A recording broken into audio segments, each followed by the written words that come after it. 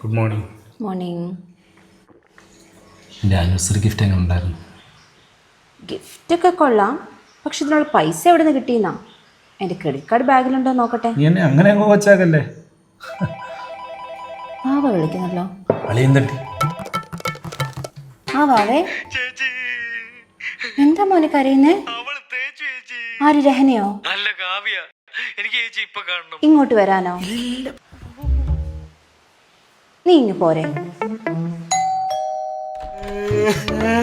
അയ്യോ വാവേ,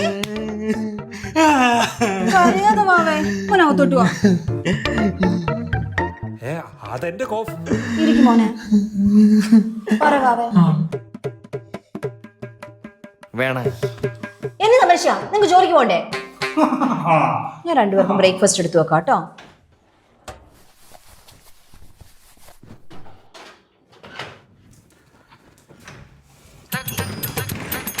ഞാൻ ആദ്യം കുടിക്കാറിയ രാത്രി മൊത്തം കരഞ്ഞോണ്ട് നല്ല ക്ഷീണമുണ്ട്.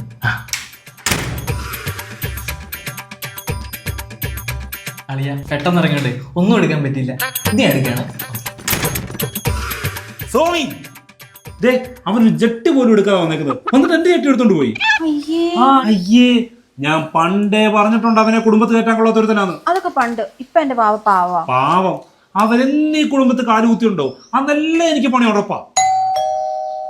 അടുത്ത പണി ആരാ? നിങ്ങളുടെ അനിയൻ എന്തേ? എന്താ കാര്യം? കാര്യമൊക്കെ പറയാം, നിങ്ങൾ ആദ്യം അവനെ കൂടെ ഒന്ന് വിളിക്കും.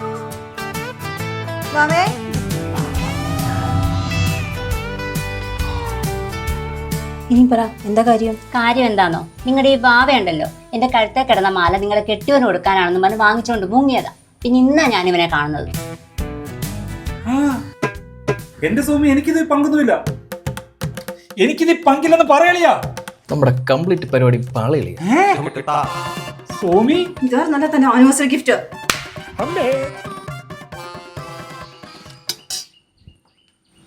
സോറി ഏട്ടാ, അവൾ അങ്ങനെയൊക്കെ പറഞ്ഞപ്പോ ഞാൻ വിശ്വസിച്ചു പോയി. സാരമില്ല, അവൻ എന്റെ കാലിനാന്നുള്ള തിരിച്ചറിവ് എനിക്ക് പണ്ടേ ഉള്ളതാ. അവൻ പോയോ? അളിയോ